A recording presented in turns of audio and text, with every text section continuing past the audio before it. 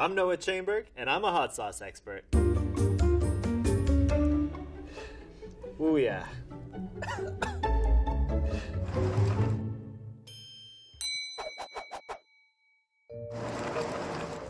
Let's take a look at what we got here.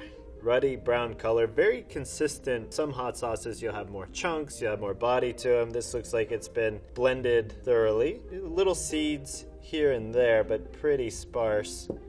Seeds would be coming from the chili peppers themselves. This guy here, a little bit of flecks that could be some spice or maybe some black pepper, but looks very consistent and uniform. Let's see what they smell like. Ooh, lots of aroma here. Definitely cumin and little hints of chili pepper. On this guy, not as much going on. Smells a little bit like a michelada. Seems like the type of thing you'd mix with a beer to make a michelada. Let's give these a taste. Nice speckling throughout. I'm guessing a bigger variety of ingredients here. Lots of flavor right off the bat. Definitely tasting that cumin, getting onion. Nice heat right away at the front of the mouth. Pretty mild, but slowly building in heat. So I'm guessing more than one type of chili pepper in there. Different types of peppers will have different heat profiles. So some might get you right at the tip of your tongue and fade quickly. Some, like a habanero, will get you at the back of the throat. And some, like a ghost pepper, take a little bit of time to build. So I'm guessing there's probably some ghost pepper in here. Let's give this guy a try.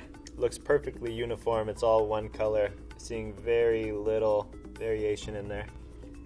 That's a very simple and straightforward. Arrives in one way and it leaves the same way and doesn't stick around for too long. When you're buying hot sauce, you're paying for two things, the flavor and the heat. The capsaicin that's in chili peppers triggers this reaction in your brain that actually makes your body think that your mouth is on fire. So your brain releases all these great chemicals and compounds and adrenaline to help you deal with the situation it perceives as being really dangerous, and all that stuff makes you feel great. So if I had to guess which one was more expensive, I would definitely go with the one that has a lot more complexity, a lot more depth of flavor, different ingredients, and the more expensive chili peppers, these ghost peppers, tend to be pricier, which is what I'm guessing is in there. My guess is definitely that A is the more expensive. Let's take a look. Yeah, without a doubt. So when you're shopping for a Mexican style sauce, definitely check the labels. For one, is water an ingredient? And water can be okay, but is it right at the top of the ingredients list? Also be on the lookout for salt. Sometimes with Mexican sauces, they'll use a lot of salt to replace some of the other flavors that you could otherwise get, and that sodium can add up really quickly, so just be sure to check the label. In terms of color, nice bright color can be really attractive, but is it filled with stabilizers and artificial preservatives that are keeping the color that way? For me, I'd prefer something that looks a little more natural because it's probably going to taste a little more natural. All right, let's see what we have here. Seeing some nice separation here. Got a little bit of oils floated to the surface. Lots of seeds settled at the bottom. Little flecks here and there of something. No settling or separation. Let's see what they smell like. So I'm gonna shake it up, especially with these vinegar-based sauces where you're gonna get some settling. So when you see it at the grocery store, it might be a little clear on the top. Totally natural. And just know to shake it. So aroma-wise, it's a vinegar-based sauce, so you definitely pick that up right away. But you don't get the burn in the nostrils that you'll get with the standard distilled vinegar. This has a little more warmth to it, a little more pungency. Some types of natural vinegars, where it's a little closer to the fermentation, you'll get a little bit of that funkiness to it, which I think makes it really interesting. Let's take a look at this guy here. Give it a shake too. I'm not sure as necessary here. Sweet aroma, definitely. Getting, lots of chili pepper smell. It smells almost faintly like strawberries. I'm curious about the type of pepper in there. Let's give these a try.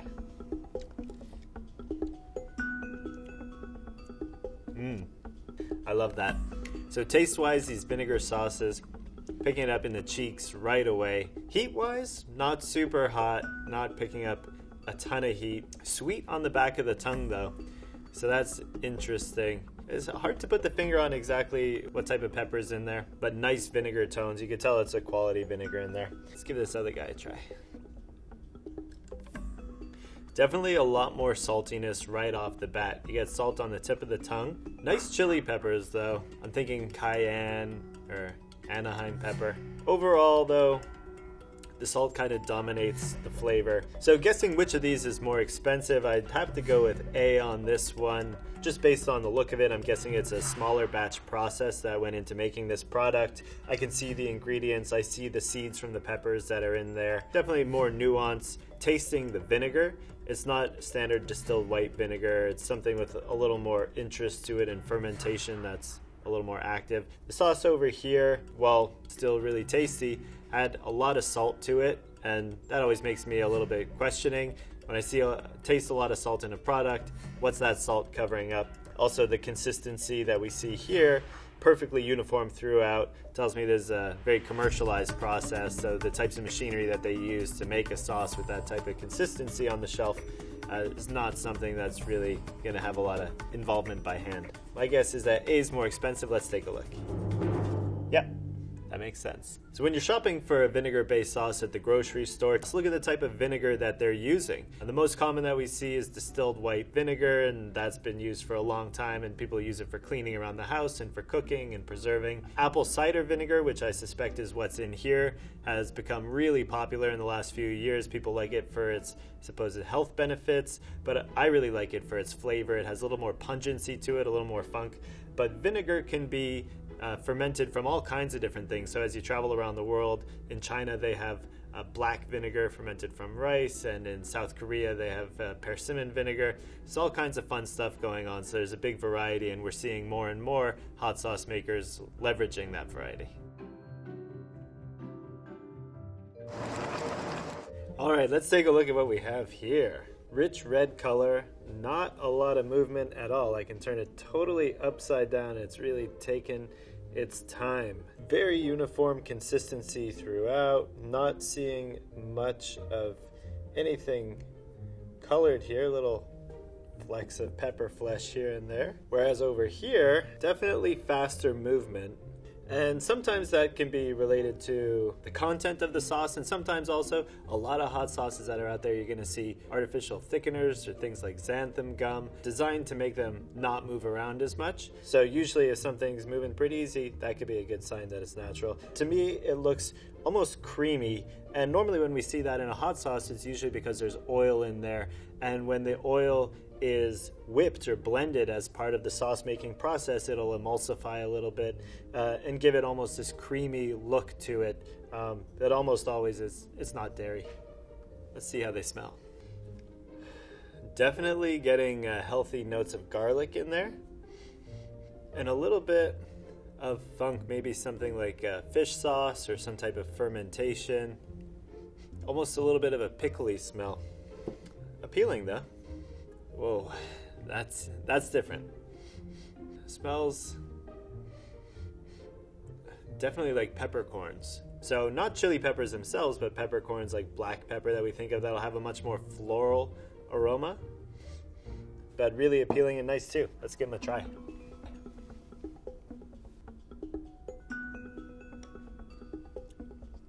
Okay, that's sriracha. Would know it anywhere. Really tasty.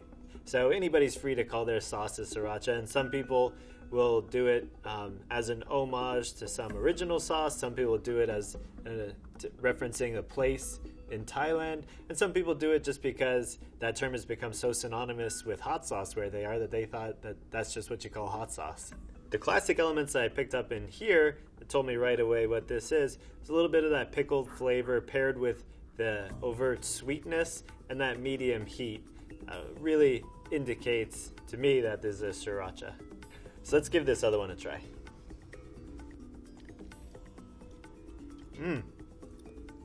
Right away, super bright up front. The front of the mouth, getting flavors of lemon and ginger, super floral. This is loaded with those peppercorns. And then just a hint of sweetness towards the back, and now a heat that is slowly building and building. This is actually a pretty hot sauce. Really tasty though. This is for people who are well versed in hot sauce and who like it at the spicier end of things. I might actually have some more of this one just to cool off. Hot sauce to cool down. I'm thinking Asian for these sauces because the sriracha flavors, the garlic that's in there, the pickled flavors, it's a strong indicator. And in this sauce here, the ginger and the very floral peppercorns that are in there really give a strong Asian vibe to it. So definitely considering the amount of heat that was in this one, the mouthfeel, the different types of ingredients and aroma, I'm definitely going to guess that this is the more expensive sauce. This one tastes really high quality, but a lot of sugar in there. It's a little more day-to-day and pedestrian. You could use a lot of it, so I don't imagine it would be too pricey. But let's take a look. Yeah, definitely more expensive over here. Important to keep in mind when evaluating the price differences with different things that they each have their place. You know, if you want to go nuts and use a ton of sauce, something like this might be a better bet. That being said, I imagine that this bottle for $18 is going to last you a lot longer than this one over here, because with this sauce, you're really only going to be using a small amount at a time. When we talk about Asian sauces, we're talking about a big geographic area, a lot of different cuisines, a lot of different cultures. So when you read that ingredients list, there might be some things on there that you've never heard of before, but it's a really fun area to experiment with. All right, let's see what we got here. This rich brown color and strong consistency tells me that we're looking at barbecue hot sauces. So taking a look at this one, we see it really is sticking in its place, nice and thick. Not a bad trait when it comes to a barbecue type sauce like this. Pretty even, rich chocolatey brown color throughout. Little bits of chili pepper seeds here and there. Taking a look at B, some flecks and some different coloration. Got some different things going on, so that'll be interesting. Body wise, you see similar. Color wise, it's got kind of a more caramelly color than the other one. Getting smoke right away, which is a good sign. That's what you want in barbecue. Getting almost a bit of a citrus note, so maybe something like lime in here, which would be nice for a barbecue sauce. Nice amount of complexity. Smells like there's interesting things going on.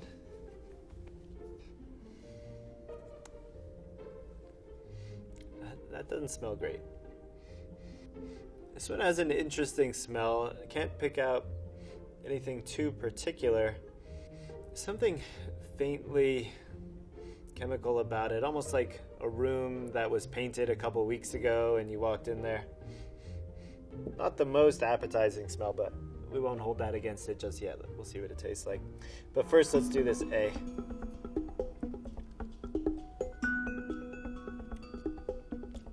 Wow, a lot of flavor going on there. Definitely some type of citrus. I'm thinking lime, healthy sweetness, almost tamarind type of flavors. And then in the back, you get the smoke. Not a lot of heat, little bit of heat. So I'm guessing something like maybe a chipotle or an ancho chili, something like that. Definitely smoked pepper. But that citrusy, sweet fruit flavor is a really nice balance, a really nice tasting sauce. Let's move on to B here. So B, if you can see, kept the shape of a droplet, maybe even a bit more stiffness than we want. And yeah, it's not going anywhere. So that suggests to me possibly there's some additives in here, not due to the process of cooking it down over a long period of time, like if you made barbecue sauce at home, but just more of a chemical way of achieving that effect. Let's give it a try.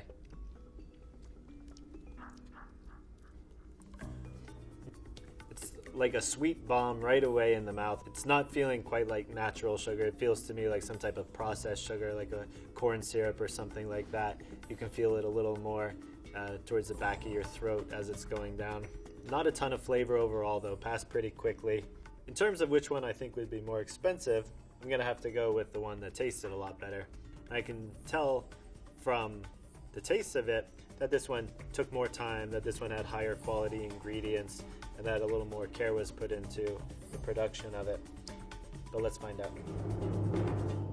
Yeah, so makes sense to me. And if you're going to the trouble of doing something like barbecue, let's say you're going to be smoking some ribs or something like that, to me it's worthwhile to spend a little bit extra to complement that with some amazing flavors that your guests are definitely going to appreciate, versus something like this which feels a lot more fast food, almost store-bought, whereas this tastes like the quality of homemade. This sauce seems really reminiscent of a Texas-style barbecue, and they share a lot of the same chilies that we'll see from Mexico. So jalapenos, serranos, poblanos, and natural wood smoke is always going to be the best. Some less expensive products you'll see with artificial smoke, and I suspect that's what's happening here. And that's where a smoke distillate, just like from a jar, a little liquid smoke is added to give it the flavor, but it never comes across the same way as when the chilies themselves are smoked using real hardwood.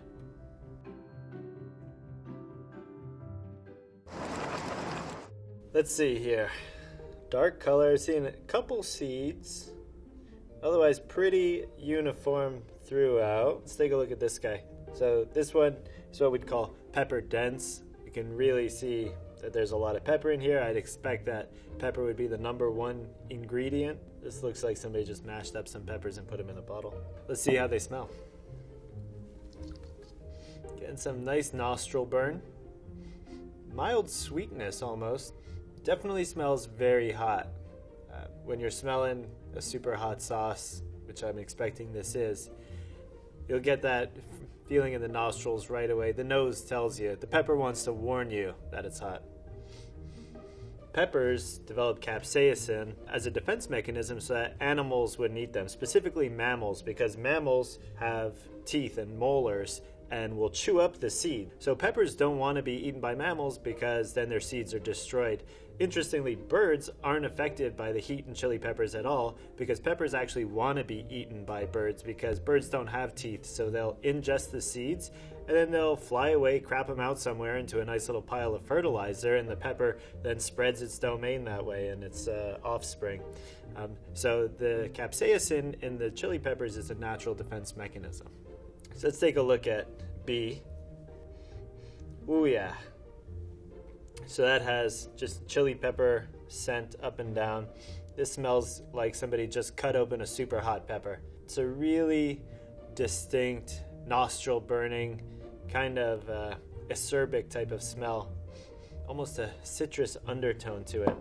Interesting. Bit scared to try these two, but glad we saved them for last. Only gonna take a little bit, so don't judge me.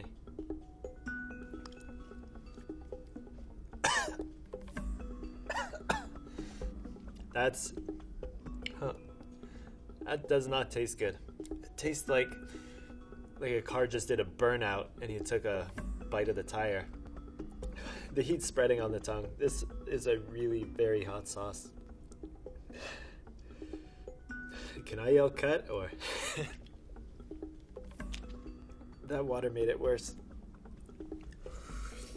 I should have known. So yeah, flavor-wise, leaves a lot to be desired. This is kind of what I would call a prank sauce. It's what you use to pull a trick on a buddy when you're in college. Not really food. Nobody would buy this for nutrition or sustenance or flavor. Got a little tear going. So that's fun. So level of heat in there, flavor. It's telling me that's not a lot of chilies. It's telling me there's extracts in there. Extracts are a chemical distillation of the capsaicin compound. So it's normally a clear substance that you can use to add to a sauce to add a lot of heat without adding any flavor. I'm not a big fan, if you couldn't tell. Let's check out the other sauce. Whoa. That is very sweet. Not sugary at all, but sweet on the tip of the tongue, like a tropical fruit almost. Keeping in mind that peppers are fruits. So, confirming what I thought, that this is a really pepper-dense sauce. This particular sweetness and the level of heat that I'm getting from it, I have heat that starts in the center of the tongue, is spreading outwards, spreading backwards, down the shoulders. The sweetness and the heat profile make me suspect pretty strongly that this is a Carolina Reaper-based sauce. Carolina Reaper was made the hottest pepper in the world and in the Guinness Book of Records in 2013, developed by a pepper breeder named Smokin' Ed Curry down in South Carolina. He named it the Carolina Reaper. And oftentimes it will have this very sweet, fruity profile to it. Nice flavor, but lingering burning heat. I'm still feeling it quite hot on the tongue. Not in a way that feels like I regret my decisions. If I had to guess which one of these was more expensive, I would definitely say it's the sauce that's full of natural peppers. Peppers cost money, and this sauce is full of them. So, knowing what I know about peppers and the way that sauces are made, if this sauce is primarily peppers with the density that it looks like, I'd say there's at least 20 whole peppers in here. Over here is definitely extract, and with that stuff, a little goes a long way. They used a little bit more than a little, so I don't think this stuff is going to be free either. Let's find out. Yeah, that makes sense. High quality, delicious chili peppers with tons of heat are going to have a certain cost. Whatever this was, it's going to have a different cost.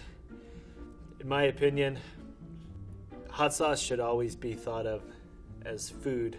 We like to say food that goes on food. And food has to have good flavor. So I'm never going to approach a sauce that doesn't have good flavor as the first check mark on my list, because otherwise I'm not going to want to put it on my food. So when you're at the grocery store looking for a super hot sauce, though to be honest, you're not going to find anything like either of these two at a normal grocery store. When you're at a specialty hot sauce shop looking for a super hot sauce, read the ingredients list. Your super hot pepper should absolutely be the number one thing on that ingredients list. So some super hot peppers to look for will be things like Carolina Reaper that I think's in here. The Ghost Pepper is a popular one. The Moruga Scorpion Pepper, Pepper X. There's a good variety of them. Things you want to avoid, in my opinion, are going to be extracts. So on labels, you'll see those listed as something like oleosin extract, capsaicin extract, things like that. Something that suggests that it's not whole, nice peppers that are going into that bottle.